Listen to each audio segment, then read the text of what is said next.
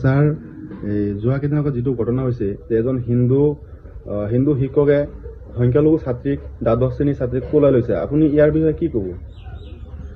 হয়, যোৱাকালি যিটো ঘটনা হৈছে মংগলদৈত এগৰাকী হিন্দু শিক্ষকে আমাৰ সংখ্যালঘু ছাত্ৰীক পলুৱাই নিছে। গতিকে এইটোক আমি তীব্ৰ ভাষাৰে গৰিহণা নিন্দা জনাইছোঁ। আৰু আমি এটা কথা ক'ব বিচাৰোঁ, উজনি অসমৰ সংগঠনৰ তথাকথিত নেতাসকলক, যিসকলে নেকি চান্দা শেষ হোৱাৰ পিছত মিয়াৰ পিঠিত দাগ ওলাই বুলি এনেকৈ মন্তব্য কৰে। গতিকে আজি যদি প্ৰাঞ্জল নহয় কোনোবা আলি ইছলাম হল হয়, তেতিয়াহ'লে গোটেই অসম তোলপাৰ হৈ গ'লহেঁতেন, গোটেই অসমত প্ৰতিবাদৰ সৃষ্টি হ'লহেঁতেন। গতিকে প্ৰাঞ্জলে যিটো কাম কৰিছে সেই কাম আমাৰ সংখ্যালঘু নকৰি তেওঁলোকে প্ৰতিবাদ কৰা নাই। যদি আমাৰ সংখ্যালঘুৱে কৰিলেহেঁতেন তেতিয়াহ'লে প্ৰতিবাদৰ জোৱাৰ হ'লহেঁতেন, গোটেই অসম জুৰি কঁপনি সৃষ্টি হ'লহেঁতেন। এই প্ৰাঞ্জল নামৰ শিক্ষকগৰাকীৰ বিৰুদ্ধে কোনো দল সংগঠনে এতিয়ালৈকে মাত মতা নাই।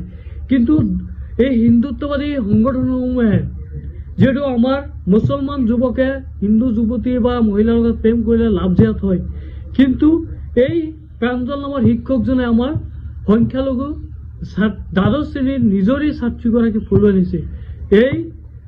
এইটো ঘটনাক তেওঁলোকে কি জাত আখ্যা দিব?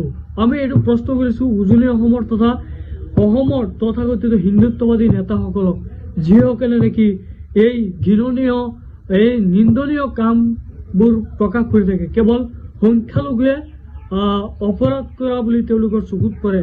প্ৰাঞ্জল নামৰ শিক্ষকগৰাকী যিটো কাম কৰিছে, শিক্ষক সমাজক লজ্জাজনক কৰিছে, কিন্তু তেওঁ এই অসমৰ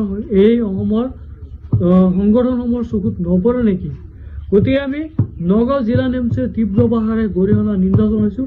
আৰু উজনি অসমৰ তথা অসমৰ যিকেইগৰাকী তথাকথিত নেতা আছে সংগঠনৰ, সেই নেতাসকলক চেলেঞ্জ কৰিছোঁ, যদি আপোনালোকে পাৰে প্ৰাঞ্জলৰ বিৰুদ্ধে কোনো এখন থানাত এজাহাৰ দিয়ক বা প্ৰাঞ্জলৰ বিৰুদ্ধে আপোনালোকে কোনো এটা মাত মাতি দেখাওক। আমাৰ সংখ্যালঘু হ'লে কেৱল আপোনাৰ চকুত পৰে, কিন্তু হিন্দুৱে কৰিলে আপোনালোকৰ চকুত নপৰে। মানে আমি সংখ্যালঘুৱে কৰিলে ধৰি বান্ধি কিলা, আৰু আপোনালোকে কৰিলে লীলা। আপোনালোকে কৰিলে লীলা, আমি কৰিলে ধৰি বান্ধি কিলা। এইবোৰ নীতি অসমত নচলিব। অসমত কেৱল অসমীয়াগিৰি চলিব। ধন্যবাদ।